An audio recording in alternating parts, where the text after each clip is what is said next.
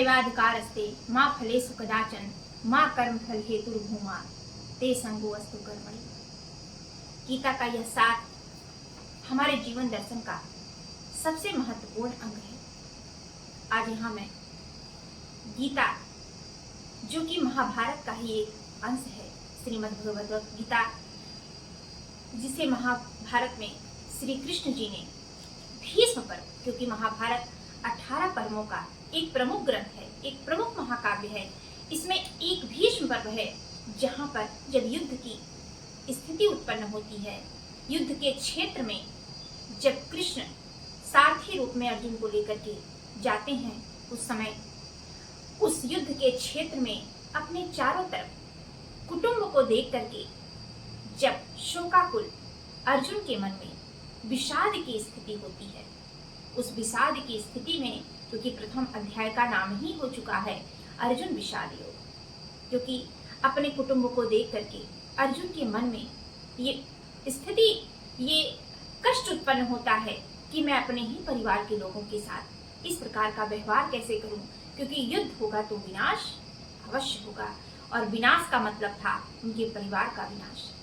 लेकिन कृष्ण उस समय उनसे ये कहते हैं कि आप कर्म करिए, कर्म पर ही आपका अधिकार है, क्योंकि अगर आप फल की इच्छा करके कर्म करेंगे तो कभी कार्य में सफल नहीं होंगे। कर्म करने पर आपका अधिकार है और फल की आसक्ति आपको करनी ही नहीं चाहिए, क्योंकि फल तो ईश्वर के अधीन है। हम जो करते हैं, कैसा करते हैं, अच्छा करते हैं, बुरा करते हैं, उस पर हमारा कोई, ठीक है, हमारे अंदर भगवान ने वो क्षमता दी है सोचने की, फिर भी अगर हम कर्म कर रहे हैं तो हमें उस फल पर जो हमको मिलने वाला है उस पर कभी भी हमें विचार नहीं करना चाहिए। विचार करके कार्य करना चाहिए, लेकिन आसक्ति के साथ कि नहीं हमें फल की प्राप्ति होगी। अगर हमने इस तरह से कर्म किया तो निश्चित रूप से हमारा कार्य सफल नहीं होगा। आज हम गीता के माध्यम से ये बताना चाहते हैं कि हमारे भारतीय संस्कृति का जो अंग है, उस जीवन का जो सार है, वो किस रूप में है। यहाँ दो बातें गीता की मुख्य रूप से बताई गई हैं। पहला मूल बात है कि आप देखेंगे कि पहली बात तो एक जगह धृतराष्ट्र हैं जो बैठे हुए हैं, जो अपने नेत्रों से देख नहीं सकते, लेकिन संजय जी जो कि उनके अमात्य हैं, मंत्री हैं, जिनको दिव्य दृष्टि की प्राप्ति हुई है कि युद्ध क्षेत्र में जो भी घटनाएं होंगी उनको वास्तविक रूप से बताना भी बहुत महत्वपूर्ण है। आप ध्यान दीजिए, दिव्य दृष्टि किसी को भी दे सकते थे श्री कृष्ण भगवान, लेकिन उन्होंने किसको दिया दिव्य दृष्टि? उनके अमात्य संजय। क्यों?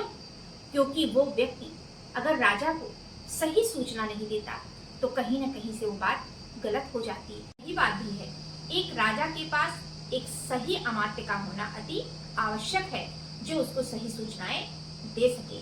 हम ध्यान देंगे कि गीता में भगवान कृष्ण ने जो एक सही दिशा निर्देश किया है, एक दिव्य प्रकाश जो जलाया है, उसमें दो बातों को उन्होंने बहुत महत्वपूर्ण ढंग से दिखाया है। पहली चीज कि किसी को सुनना बहुत अच्छी बात है, उसको सुनने की क्षमता आपके अंदर होनी चाहिए। दूसरी चीज, प्रश्न भी करना चाहिए। अगर आपके अंदर ये दोनों चीजें नहीं है तो आपको समाधान नहीं मिल सकता, आपकी समस्या ज्यों की त्यों बनी रहेगी। आप पहले देखेंगे कि धृतराष्ट्र भी पूछते ही हैं संजय से ना, वो कहते हैं किम कुर्वत संजय।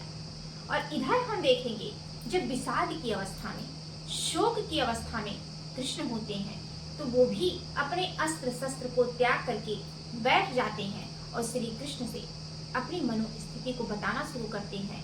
क्या इसके पहले श्री कृष्ण को जानते नहीं थे? अर्जुन खूब जानते थे, दोनों परम मित्र थे, लेकिन जब तक अर्जुन ने पूछा नहीं, जब तक अर्जुन ने प्रश्न नहीं किया, तब तक कृष्ण ने उसका उत्तर नहीं दिया।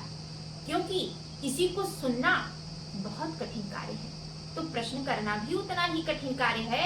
लोगों के अंदर इतनी उत्सुकता होनी चाहिए कि हमें प्रश्न करना है, हमें प्रश्न का सही उत्तर जानना है। और जब तक हम किसी से प्रश्न नहीं करेंगे, हमें अपनी किसी भी समस्या का सही उत्तर नहीं प्राप्त हो सकता। और आप ध्यान देंगे पूरे अंक में, पूरे प्रथम अध्याय में श्री कृष्ण ने कहीं भी कुछ भी नहीं कहा है।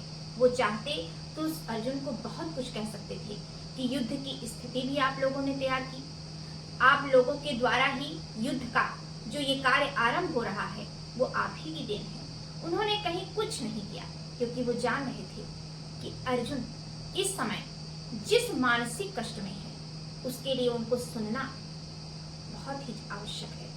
और हम भी ये जानते हैं कि अगर किसी के कष्ट को हमें आधा करना है तो एक अच्छा श्रोता जरूर होना चाहिए, जो हमारी मानसिक अवस्थाओं को, हमारी दुरावस्थाओं को अच्छे से समझ सके और उसका समाधान हमें दे सके। क्योंकि आज के युग में ये आधुनिक दौर चल रहा है और हम ये मान के चलते हैं कि 99% लोग ऐसे हैं जो कहना तो पसंद करते हैं, बीच में बोलना तो पसंद करते हैं। हमारे अंदर भी कमियां हैं, हम भी ये चीजें करते होंगे, लेकिन सुनता कोई नहीं है। और मुझे लगता है कि एक अच्छा वक्ता बनने के लिए हमें एक अच्छा श्रोता अवश्य बनना चाहिए। और भगवान कृष्ण ने गीता में उस बात को हमें बता दिया है कि देखिए, स्वयं भगवान होकर के भगवान से सब अपनी बातें कहते हैं, वो सुनते भी हैं, लेकिन वो इस समय उनके सारथी रूप में थे, एक मनुष्य रूप में थे। फिर भी उन्होंने, कृष्ण ने क्या किया, अर्जुन की सारी बातों को सुना। और उनकी इतनी बातों को सुनने के बाद ही ऐसा हुआ कि उन्होंने अर्जुन की सारी समस्याओं का समाधान कर दिया। और उस समस्या के समाधान से ही ऐसा हुआ कि अर्जुन के मन की सारी मानसिक व्यथाएं वो हट गईं। वो उनके अंदर जो विषाद था वो दूर हो गया।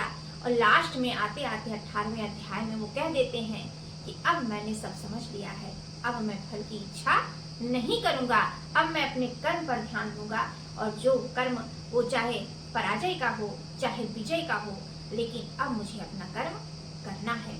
और इधर आप देखेंगे कि जो संजय हैं, जो धृतराष्ट्र को सारी वस्तुस्थिति बताते हैं, वहां भी हम देख रहे हैं कि वो सही ज्ञान उन तक पहुंचा रहे हैं।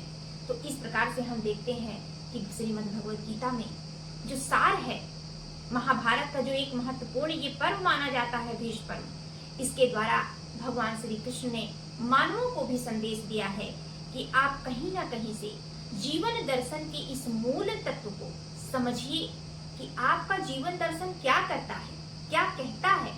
हमें इस जीवन में ऐसा नहीं है कि आसक्ति नहीं होती है। उन्होंने तो कहा भी है कि अगर हम पलक भी झपकाते हैं तो उसके पीछे कोई ना कोई कारण होता है, हमारी कोई ना कोई इच्छा छुपी होती है। लेकिन उन्होंने ये नहीं कहा है कि सिर्फ फल की ही इच्छा से कर्म करते रहिए। उन्होंने बस इतना कहा कि कर्म करिए, क्योंकि फल पर आपका अधिकार नहीं है। हमने बहुत एग्जाम की तैयारी की, हमने बहुत अच्छे से किया, लेकिन हमने अपना कर्म तो कर दिया, एग्जाम भी देकर चले आए हैं। अब हम ये तो कर नहीं सकते हैं कि अपने एग्जाम, अपनी परीक्षा का जो रिजल्ट है वो अपने हाथों से घोषित कर दें, अपने हाथों से कर दें, क्योंकि मूल्यांकन का कार्य तो हमें मिला नहीं है। तो उसी प्रकार से अगर हम उसी में लगे रहेंगे कि नहीं ये कार्य भी हमको मिल जाता, अरे हमने परीक्षा दे दी है, किसी तरीके से ऐसा हो जाता कि हम उससे पास हो जाते, उससे ज्यादा अंक ग्रहण कर लेते, तो ऐसा नहीं हो सकता। क्योंकि जो चीज हमारे हाथ में नहीं है, उस कार्य के प्रति अगर हम आत्मचिंतन करते ही रहेंगे तो कहीं न कहीं से हमारी मानसिक व्यथाएं बढ़ती रहेंगी, जो हमारे किसी भी तरह के ज्ञान के लिए, हमारे जीवन दिशा में आगे बढ़ने के लिए हमें हमेशा हतोत्साहित करेंगी, हमें उत्साहित नहीं करेंगी। इसीलिए श्रीमद् भगवद गीता में श्री कृष्ण ने गीता के माध्यम से ये बता दिया है कि जीवन के साथ स्थित प्रज्ञ की स्थिति में ही है कि जब हमें सुख दुख हानि लाभ सब में सम की अवस्था हो जाती है, समत्व भावम योगम युज्यते। और सही है, जब सम की भावना हो जाए, आप ये नहीं कह सकते हैं कि ये जीवन दर्शन ऐसा नहीं है कि हम संत और महात्मा हो गए हैं, ऐसा नहीं कि हम पूरे ब्रह्म में लीन हो चुके हैं। नहीं, उनके कहने का तात्पर्य है कि संसार में रहते हुए हर सुख दुख सबका उपभोग करते हुए अपने आप को इतना विचलित मत बनाइए कि आपको जीवन जीने में कठिनाई होने लगे। इस जीवन दर्शन को उन्होंने गीता के माध्यम से इतना अच्छा समझाया है। मुझे लगता है कि इस भूमिका को और ज्यादा बहुत ज्यादा खींचना इतना अच्छा नहीं है। हम इस साल को इतने में समेट सकते हैं, कह सकते हैं कि हमारा भारतीय चिंतन, गीता का जो ये आत्मचिंतन का तत्व है, वो ये हमें बताता है कि हमें जीवन में अपने कर्म के प्रति कभी उदासीन नहीं होना चाहिए, निरंतर आगे बढ़ते रहना चाहिए। फल अच्छा होगा, बुरा होगा, जो भी होगा वो ईश्वर के द्वारा प्रदत्त होगा। हम जैसा कर्म करते हैं हमें वैसे फल की प्राप्ति होनी है। उससे अधिक होती है, उससे कम होती है, बराबर होती है, इस पर हमारा कोई अधिकार नहीं है। आगे हम पुनः नए अध्याय को लेकर के गीता के आपके समझ फिर उपस्थित होंगे। जय कृष्ण।